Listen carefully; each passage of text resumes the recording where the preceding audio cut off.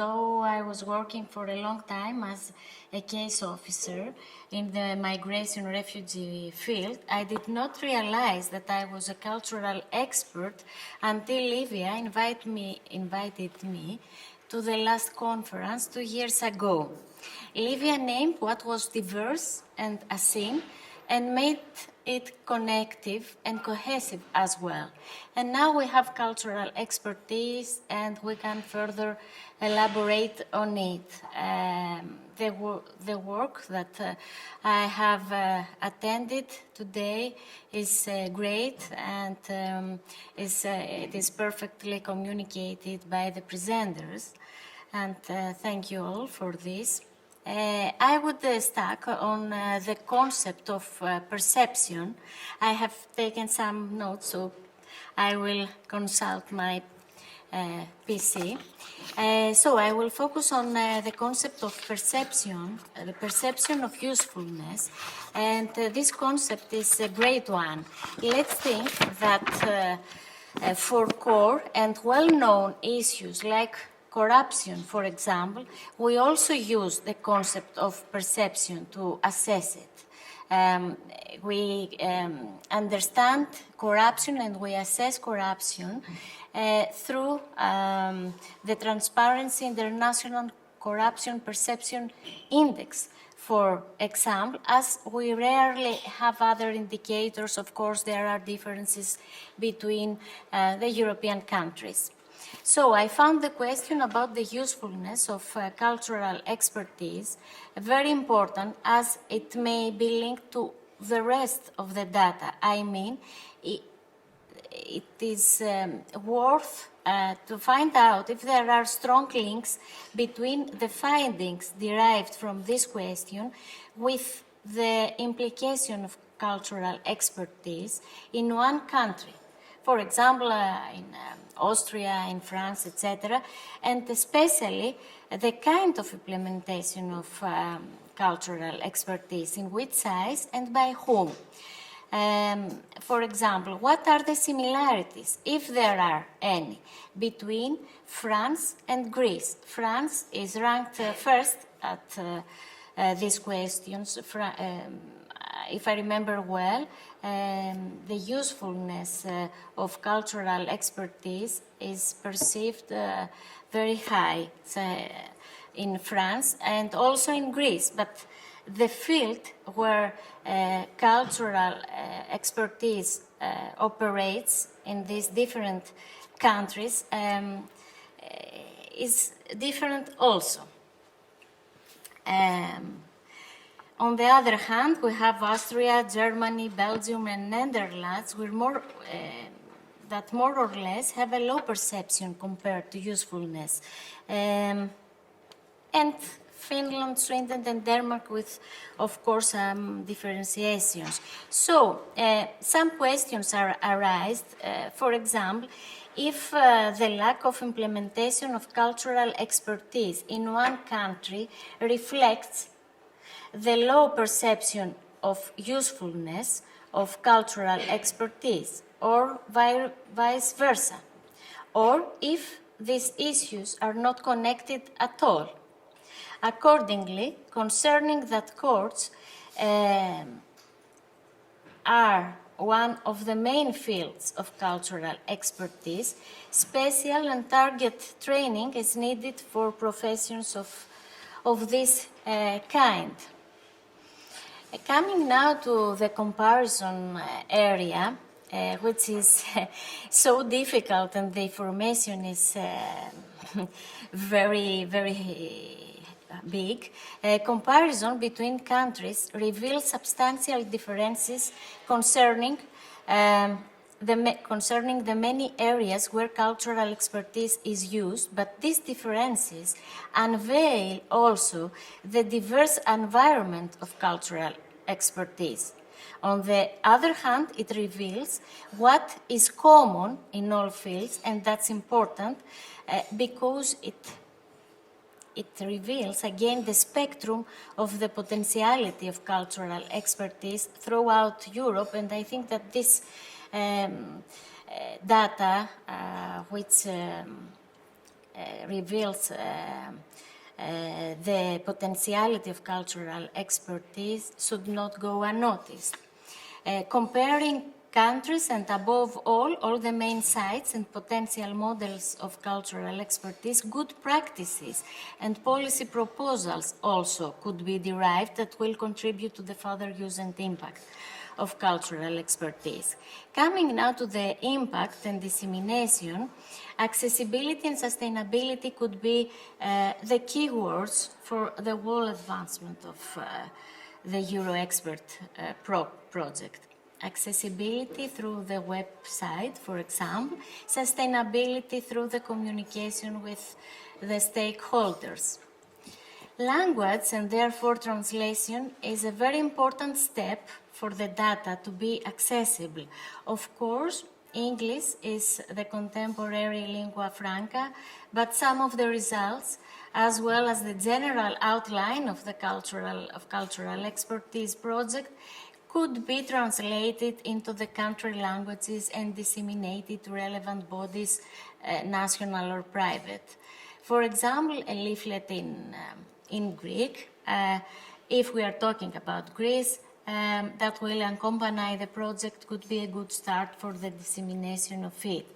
In addition, newsletter would be a convenient idea to communicate on a regular basis additional data to the stakeholders and keep in touch with them.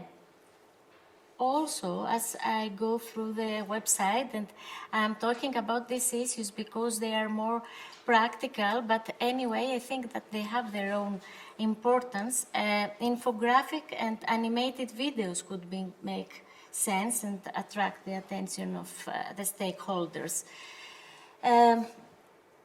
Another great issue is the larger public. If this data could reach larger public, and I was reflecting on this throughout the presentation, and I think that maybe a more practical or concise part of the project could be uploaded on the website.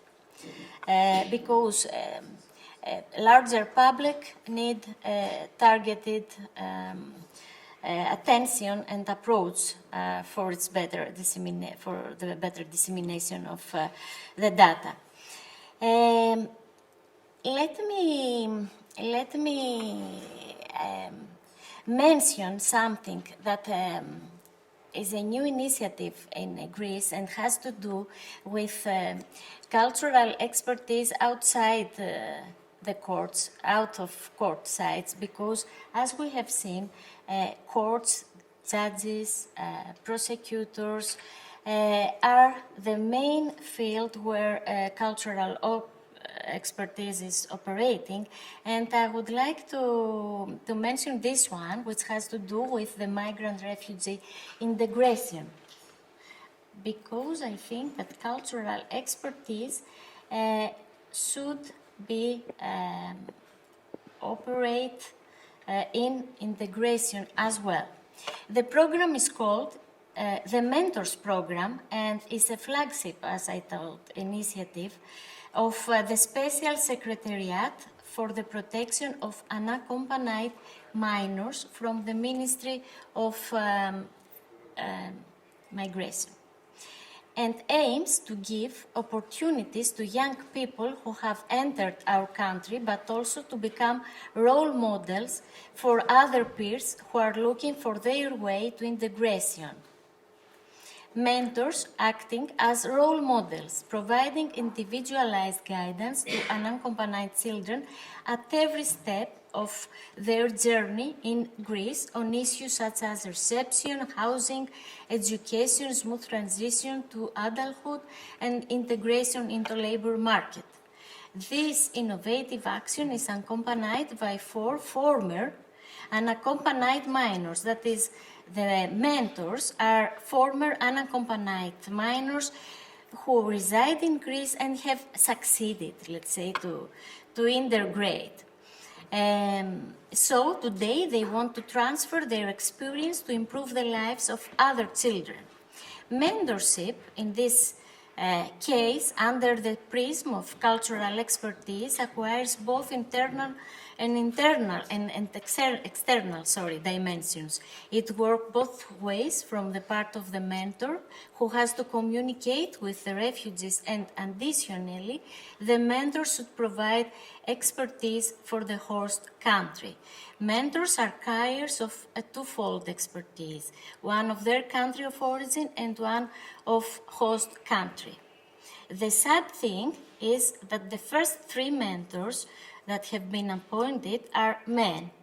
There are no women in them, maybe because most of the unaccompanied children that enter Greece are males. To conclude, sustainability is a core issue for the project, and it passes through communication with a large pool of stakeholders as well as the public. In this sense, the ever-changing webpage, according to the updating needs of the project, is at stake, along with immediate contact with relevant stakeholders in each country. This could contribute to the dissemination and evolution of the concept, both in theory and practice, and provide challenges and perspectives that will derive through stakeholders' interaction and the involvement of a larger public, which is necessary for the advancement of knowledge of cultural expertise in everyone. I tried to think of this. This will more be a sort of general inventory of what have I taken away from this. This has really broadened my horizons, getting to see legal practitioners and also cultural experts of different professions in different fields, and how they view what they are doing and how they are trying to reach out with information. As you could see, in Sweden, Norway and Denmark, we don't see that we're using cultural expertise. And I believe that to some part has to do with, historically, we have been very homogeneous cultures. For instance, I would be surprised if you even consider that an interpreter, as a bearer of culture, is a cultural expert. Of course, we use interpreters daily in court and our court proceedings. And also, we use the products of cultural expertise, but we do it within the system. Our migration office, of course, has a database of country information which they try to keep updated, and that is supposed to adequately reflect the positions and the situations in different parts of the world, and those are hopefully grounded in cultural expertise. In some cases, it has been argued that they are not. They are merely the sort of desk products of department officials watching the news. But with that said, and also the content of foreign law, we would call that person reporting on the content of foreign law, we would call that a comparative lawyer and perhaps not a cultural expert, even though what that person does to a large extent revolves around knowing culture and translating concepts.